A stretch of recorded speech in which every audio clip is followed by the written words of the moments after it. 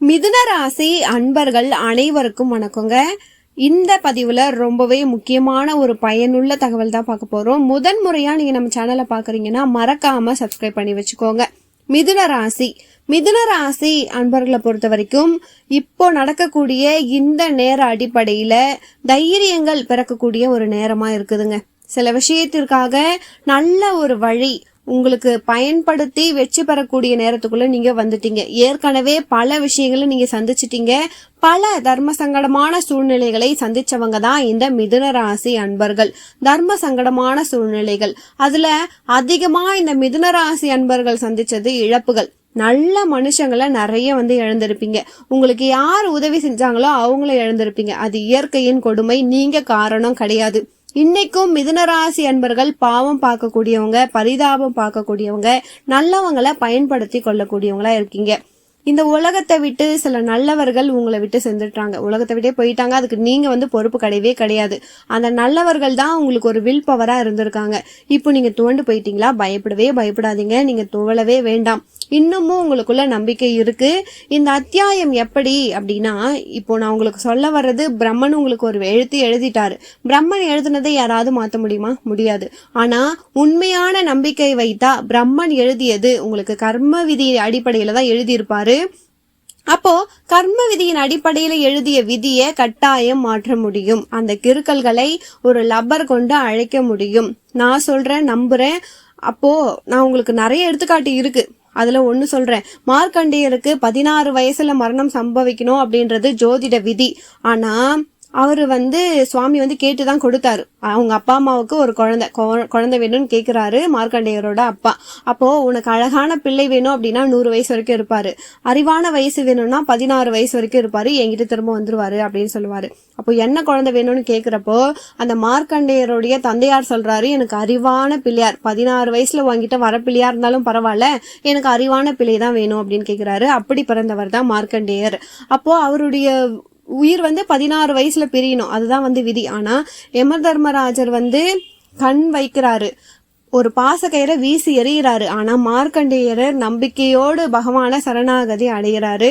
அப்போ எதற்காக? உயிர் போக போகுது அப்படின்னு இல்ல, உயிர் போற நிலையிலும் நீதான் வேணும் அப்படின்னு சொல்லிட்டு. அப்போ உயிர் மீது ஆசை வைத்து மார்க்கண்டேயர் இறைவனை ஆற தழுவல. ஒரு பயமே கிடையாது, பயத்துல கிடையவே கிடையாது.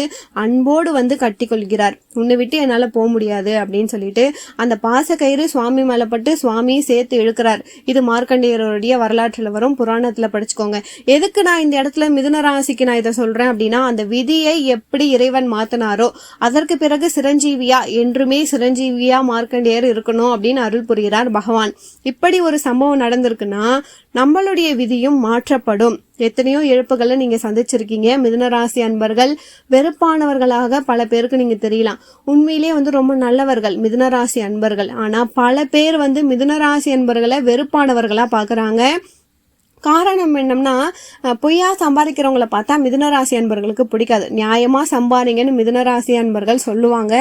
அப்போ நியாயமா சம்பாதிங்க, எதுக்கு இப்படி சம்பாதிக்கிறீங்க? அப்போ மிதுன ராசியை பார்த்து கேட்பாங்க, நீ கொள்ளடிக்கலையா அப்படின்னு சொல்லிட்டு. அவரு சர்வீஸ் மைண்ட்ல எல்லாமே பண்ணுவாரு மிதுன ராசி. அதுக்காக பகவான் நிறைய கொடுக்கறாரு.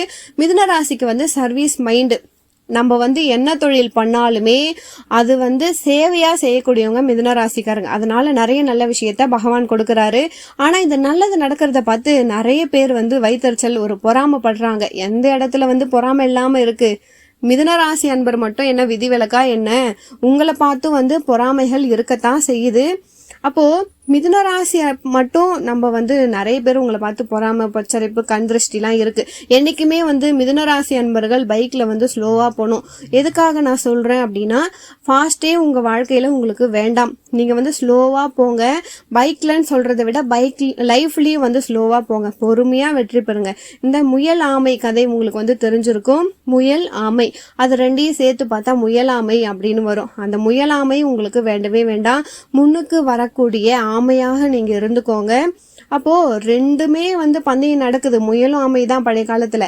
அது ரெண்டுமே முன்னோக்கி தான் போகுது. என்னைக்குமே ஆமை வந்து பின்னோக்கி வரவே வராது. அப்போ ஆமையாகவே மிதுன ராசிக்காரங்க இருந்துக்கலாம். முன்னோக்கி நீங்க செல்லுங்க, முயன்று வருகிறது ஆமை அப்படின்ற மாதிரி இருக்கட்டும். ஆமை பாத்தீங்கன்னா அது மண்டவோடு மாதிரி ஒரு சேஃப்டி வந்து பண்ணி வச்சிருக்கும். முயல் எங்கேயாச்சும் போச்சு கம்பியில மாட்டுச்சுன்னா ஒரு கிழிச்சுக்கும். ஆனா ஆமை வந்து அந்த கம்பிக்குள்ள கூட அழகா போயிட்டு வந்துடும். அப்போ நீங்க வந்து ஒரு ஓடு மூலியமா அது வந்து அதுக்கு தற்காத்துக்குது. அதே மாதிரிதான் இந்த மிதுன ராசி அன்பர்கள் இந்த பதிவை பாக்குறீங்க. உங்க வாழ்க்கையில நீங்க ஜெயிக்கணும் அப்படின்னா முதல் விஷயம், நீங்க உங்க வாழ்க்கையில ஸ்லோவா போனீங்கன்னா கண்டிப்பா ஜெயிச்சிருவீங்க. பதட்டப்படவே படாதீங்க. பதட்டப்படாம இருந்தீங்கன்னா கண்டிப்பா உங்க வாழ்க்கையில உங்களால ஜெயிக்க முடியும். மிதுன ராசி அன்பர்களை பொறுத்த வரைக்கும் நீங்க வந்து ஸ்லோவா போகணும். நான் சொல்றது ஒரே விஷயம் அதுதான். அமைதியான வாழ்க்கையில நீங்க போங்க. மிதுன ராசி அன்பர்களுக்கு நிறைய இடத்துல நல்ல மாற்றங்கள் ஏற்படும். இந்த ஸ்லோவை நீங்க மெயின்டைன் பண்ணுங்க. சென்டர்லே போங்க, நேராகவே போங்க. நீங்க பொறுமையா தான் போறீங்க, ஆனா உங்களுக்கு வெற்றி கண்டிப்பா வந்து கிடைக்கும். உங்களுக்கு நடந்த கடந்த கால விஷயத்துல சில உறவுகள் இழந்திருக்கலாம், சில விஷயத்த நீங்க இழந்திருக்கலாம், சில மனிதர்களை இழந்திருக்கலாம். அவங்க எல்லாரையுமே புது வடிவத்துல நீங்க பெற போறீங்க. ஒரு புது தாட், புது மைண்ட் உங்களுக்கு உருவாக போகுது கண்டிப்பா. அப்போ ஒரு அங்கீகாரம் பெற்ற மனிதராக இந்த உலகத்துல நீங்க வரப்போறீங்க. இது வரைக்கும் ஒரு விஷயம் எனக்கு நடக்கலையே, எனக்கு வரலையே, ஏன் இந்த இடத்துக்கு என்னால போக முடியல, எவ்வளோ ஃபீல் பண்ணிருக்கீங்க. உண்மையா இல்லையா? இந்த இடம் ஏன் எனக்கு கிடைக்கல, இந்த விஷயம் ஏன் எனக்கு அமையலன்னு ஃபீல் பண்ணிருக்கீங்க இல்லைங்களா? அந்த ஃபீலிங்ஸ் எல்லாம் இப்போ முடிவுக்கு வரப்போது. உங்க கருத்தை எல்லாம் கடவுள் வந்து ஏத்துக்கிட்டாரு. உங்க வாழ்க்கையில உங்களுடைய அப்ளிகேஷன் எல்லாம் கடவுள் வந்து பார்த்துட்டாரு. இப்போ இந்த காலகட்டத்துல உங்களை ஜெயிக்க வைக்கணும் அப்படின்றதுக்காக தான் இந்த பதிவை நீங்க பார்த்துட்டு இருக்கீங்க. எந்த வழியில நீங்க போகணும்? பொதுவா மிதுன ராசி அன்பர்களை எடுத்துக்கிட்டா நிறைய பேர் ஆசிரியரா இருப்பாங்க. டீச்சிங் ஃபீல்டு, ஏதாவது ஒரு டீச்சிங் ஃபீல்டு, கலை சம்பந்தப்பட்ட தொழில கூட நீங்க இருக்கலாம். பாடகராக பாட்டை சொல்லி கொடுக்கறவங்க, இல்ல வாத்தியார் தான் அதிகபட்சத்துல மிதுன ராசி அன்பர்கள். அதே மாதிரி இன்ஜினியர், தகவல் தொழில்நுட்பம், இன்ஃபர்மேஷன் டெக்னாலஜில கூட நிறைய பேர் மிதுன ராசிக்காரங்க இருப்பாங்க. ஏன்னா ரொம்ப பொறுமைசாலிகள். ஐடி பீப்புள்னு சொன்னா ஐடி பீப்புள் மாதிரி பொறுமையானவங்க யாருமே கிடையாது. ஐடியில் ஒர்க் பண்ணக்கூடிய, இந்த தகவல் தொழில்நுட்பத்தில் வேலை செய்யக்கூடிய அவங்க கூட ரொம்ப பொறுமையானவங்க யாருமே கிடையாது. அவங்களாம் வந்து துக்கம் அப்படின்ற போர்வையை பொய்த்துக்கிட்டு தான் வேலை பார்க்குறாங்க. அது துக்கம்னு தெரியுது, சந்தோஷம் இல்லைன்னு தெரியுது, இருந்தாலும் அதை பொழுத்திக்கிட்டு வேலை பார்க்குறாங்க. இதுதான் வந்து மிதுனம். நம்மளை பல பேர் வந்து சித்தரிக்கிறாங்க, கேளிக்கையாக பார்க்குறாங்க, ஒரு என்டர்டெயின்மெண்ட் மாதிரி நம்மளை வச்சுக்கிறாங்க. ஆணாக இருக்கட்டும் பெண்ணாக இருக்கட்டும் மிதுன ராசி அன்பர்களை வச்சு ஒரு என்டர்டெயின்மெண்ட்டே போய்கிட்டு இருக்குன்னு தான் சொல்லணும். இருந்துட்டு போட்டோம், 10 பேர் சந்தோஷமாக பேசிட்டு போட்டோம், வேற என்ன வந்து பண்ணிட முடியும்? நம்ம வந்து சில பேருக்கு சொல்கிறோம். ஏன்னா நிறைய பேர் வந்து சில இதில் வந்து கமெண்ட்ல வந்து திட்டிட்டு கூட போவாங்க. ஆனா ஸ்கிரீன்ல வர்றது ரொம்ப பெரிய கஷ்டம் அப்படின்ற மாதிரி.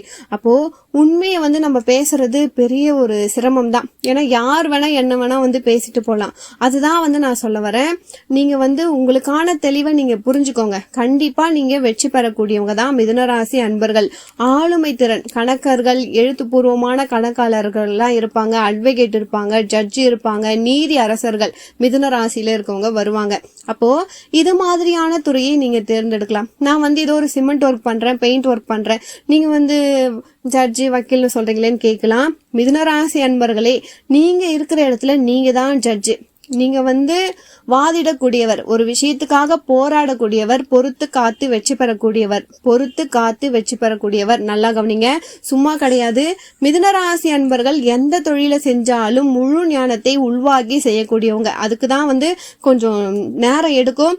இந்த நேரத்துல யாராவது அக்கம் பக்கத்துல இருக்கவங்க, நீங்க ஏன் இவ்வளவு ஸ்லோவா பண்றீங்க, இப்படி பண்றீங்கன்னு கேட்டா காது கொடுத்து வாங்காதீங்க. அதே மாதிரி ஒரு சில மிதுன ராசி அன்பர்களை வந்து, என்னங்க நீங்க எதுவுமே உங்க காதுல விழாதா அப்படின்னு கேட்டா காதுல விழாத மாதிரி இருங்க.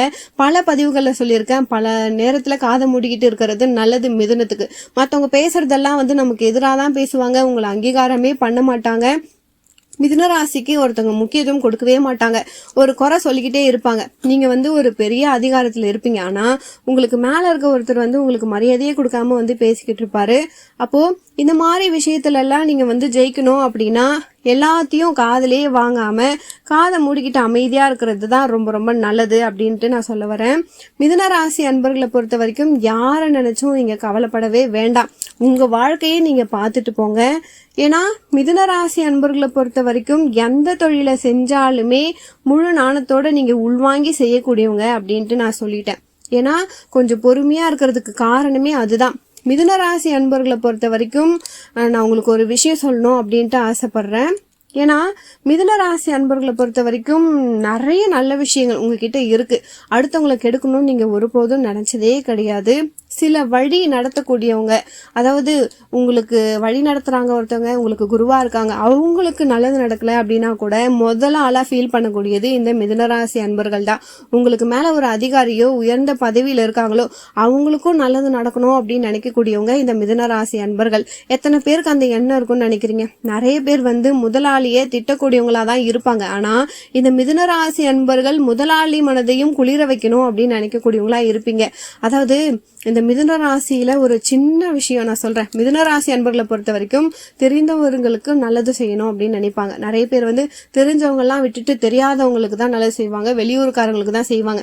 செய்யக்கூடாதுன்னு சொல்லல, உள்ளூர்ல சிரமப்படுறவங்களுக்கு, நமக்கு தெரிஞ்சவங்களுக்கு நீங்க உதவி பண்ணலாம், அதுக்கப்புறம் வெளியூருக்கு போகலாம். குடும்பத்துல சிரமப்படுறவங்களுக்கு உதவி பண்ணுங்க, அதுக்கப்புறம் வெளியூர்ல இருக்கவங்களுக்கு போயிட்டு பண்ணலாம். இதுதான் தத்துவம். இந்த தத்துவத்தை இந்த மிதுனராசி அன்பர்கள் ஃபாலோ பண்ணுவாங்க. ஏன்னா புத பகவான் உங்களுக்கு ஆட்சி, உங்களுக்கு அதிபதி யாருன்னா புத பகவான் தான். மெர்க்குரி தத்துவ ஞானத்தை உங்களுக்கு கொடுப்பாரு, ஆராய்ச்சியை கொடுப்பாரு. யாருக்கு என்ன கொடுக்கணும், யார்கிட்ட என்ன செய்யணும், யார்கிட்டையும் கையேந்த கூடாது, அவங்க கொடுக்கறது எதுவா இருந்தாலும் ஏத்துக்கணும் அப்படின்னு நினைக்கக்கூடியவங்க மிதுனராசி அன்பர்கள். உண்மையா இல்லையா? அவங்க என்ன கொடுத்தாலும் நான் ஏத்துக்குவேன், அவமானம் கொடுத்தா கூட நான் ஏத்துக்குவேன், அந்த அவமானத்தில் அதிசயத்தை கண்டுபிடிச்சு நான் வெற்றி பெறுவேன். இது மிதுனராசியின் ஒரு தத்துவம்னே சொல்லலாம். யார் ஒருத்தவங்க எனக்கு இது கிடைக்காது, எனக்கு உனக்கு நடக்காதுன்னு சொன்னா கூட அவங்களுக்கு முன்னாடி அவங்களே பரிசு கொடுக்குற அளவுக்கு வளர்ந்து வருவாங்க இந்த மிதுனராசி அன்பர்கள். அப்போ கலை தாகம் கொண்டவர்கள் இந்த மிதுனராசி அன்பர்கள். ஒரு பொழுதும் தூங்கி விழிப்புறவங்க கிடையாது. தூங்கணும்னா நல்லா தூங்கி ரெஸ்ட் எடுக்கணும்னு நினைக்கிறவங்க, தூங்கிக்கிட்டே இருக்கிறவங்க கிடையாது. உடம்பு சோர்வுக்கு கொஞ்சம் ரெஸ்ட் எனக்கு வேணும், ஒரு அரை மணி நேரம் எனக்கு ரெஸ்ட் வேணும். உடலையும் பேணி பாதுகாப்பாங்க, மருத்துவத்திற்கு தன்னை சனியா பயன்படுத்திப்பாங்க. உடல் நலத்துல ரொம்ப கவனமா இருங்க, அதை சரியாதான் நீங்க பயன்படுத்துவீங்க, ஒரு குறையும் உங்களுக்கு வராது. இப்படிப்பட்ட மிதுனராசி அன்பர்களுக்கு இழந்த வெற்றிகள் திரும்ப உங்களுக்கு கிடைக்கணும் அப்படின்னா, சில விஷயங்கள் உங்களுக்கு சகாயமா இருக்கணும், பதவியில யோகம் கிடைக்கணும், பிசினஸ்ல ஜெயிக்கணும் அப்படின்னா இறைவன் வழிபாடு உங்களுக்கு ரொம்ப ரொம்ப முக்கியம். ஆனா பயங்கரமா இவங்களுக்கு தெரிகிற மாதிரி அவங்களுக்கு தெரியுற மாதிரி பெரிய அளவுக்கு பிரார்த்தனை பண்ண வேணாம். சில பேர் பிரார்த்தனை அப்படின்ற பேர்ல வெளிப்படையா பிரார்த்தனை பண்ணுவாங்க. மனசார பிரார்த்தனை பண்ணா போதும், கண்டிப்பா கடவுள் துணை இருப்பார். இதுதான் மிதுன ராசியின் சூட்சமம். நீங்க பெருமாளையும் சிவனையும் அதிகமா வழிபாடு பண்ணணும். பெருமாளையும் சிவனையும் நீங்க வழிபாடு பண்ணலாம். குரு தட்சிணாமூர்த்தி வழிபாடு அதிகமா பண்ணணும். ஏன்னா மிதுனராசி அன்பர்களை பொறுத்த வரைக்கும் குருவுக்கு அதிகமாக சம்பந்தப்பட்டவங்க. குரு இல்லைன்னா வாழ்க்கையில வெற்றியே கிடையாது. உண்மையா இல்லையா? ஒரு குரு இல்லை அப்படின்னா வாழ்க்கையில வெற்றி கிடைக்குமா? கிடைக்காது. அந்த குருவுக்கு சம்பந்தப்பட்டவர்கள் இந்த மிதுனராசி அன்பர்கள். அதனால நல்ல ஒரு குருவை தேர்ந்தெடுங்க. குரு தட்சிணாமூர்த்தியை தொடர்ந்து வழிபாடு பண்ணுங்க. உண்மையிலேயே உங்க ஆசைகள் எல்லாமே நிறைவேறும். உங்க பூஜை அறையில ஒரு விளக்கேத்தி வச்சுட்டு இந்த மார்க்கண்டேயர் எப்படி சுவாமி கிட்ட வழிபாடு பண்ணாரோ அதே மாதிரி, கடவுளே உன்னை தவிர எனக்கு வேற எதுவுமே எனக்கு தெரியாது, அந்த உறவுகள் கிட்ட போயிட்டு நீங்க ஒரு விஷயம் சொன்னா கூட அந்த உறவுகள் காது கொடுத்து கேட்காது, ஆனா நான் உன்கிட்ட சொல்றேன், எனக்கு இந்த பதவி வேணும், எனக்கு இந்த இடம் வேணும், எனக்கு இந்த நிலம் வேணும், எனக்கு இந்த சொத்து வேணும், எனக்கு இந்த உறவு வேணும், எனக்கு இந்த தகுதி வேணும், எனக்கு நல்ல மனசு வேணும், எனக்கு உடல் ஆரோக்கியம் வேணும், இதையெல்லாம் நீங்க பகவான் கிட்ட கேளுங்க. மிதுனராசி அன்பர்களே, கைமேல் பலன் நிச்சயமா உங்களுக்கு கிடைக்கும். நீங்க மனதார நீங்க வேண்டுங்க. பிரம்மன் எழுதிய விதி கிறுக்கப்பட்டு இருக்கலாம், நீங்க உங்களுடைய வாழ்க்கையில கஷ்டங்கள் வந்திருக்கலாம். இப்போ சரஸ்வதி தேவியும் மகாலட்சுமியும் உங்களுக்கு அங்கீகாரம் கொடுக்கறாங்க. சரஸ்வதி நான் இருக்கேன், மகாலட்சுமி நான் இருக்கேன் அப்படின்னு சொல்றாங்க மிதுனராசி அன்பர்களுக்கு. அப்போ மிதுனராசி அன்பர்கள் இந்த காலகட்டத்துல கவலையே பட வேண்டாம். நல்லா தெரிஞ்சுக்கோங்க, சரஸ்வதியும் மகாலட்சுமியும் உங்களுக்கு அனுகிரகமா இருக்கும் பொழுது ஒரு குறையும் உங்களுக்கு வராது. முழு வெற்றி கிடைக்கும். தெய்வ பலம் உங்களுக்கு உண்டு. பிரம்மன் எழுதிய கிறுக்கல்கள் ஒரு முடிவுக்கு வந்துருச்சு. உங்க வாழ்க்கையில நல்லது மட்டுமே நடக்கும். விடுபட்ட விஷயங்கள் உங்களுக்கு வெற்றியா இருக்கும். இந்த பதிவு உங்களுக்கு ரொம்பவே பயனுள்ளதா இருக்கும். வீடியோ பிடிச்சிருந்தா அடுத்த பதிவுல மிகவும் ஒரு பயனுள்ள தகவலோடு வரப்போறேன். மறக்காம நம்ம சேனலை சப்ஸ்கிரைப் பண்ணி வச்சுக்கோங்க. மேலும் உங்க வாழ்க்கையில நீங்கள் சீரும் சிறப்போடும் செல்வ செழிப்போடும் வாழ நானும் இறைவனை பிரார்த்திக்கிறேன். அடுத்த ஒரு நல்ல பதிவில் மீண்டும் உங்களை சந்திக்கிறேன். நன்றி.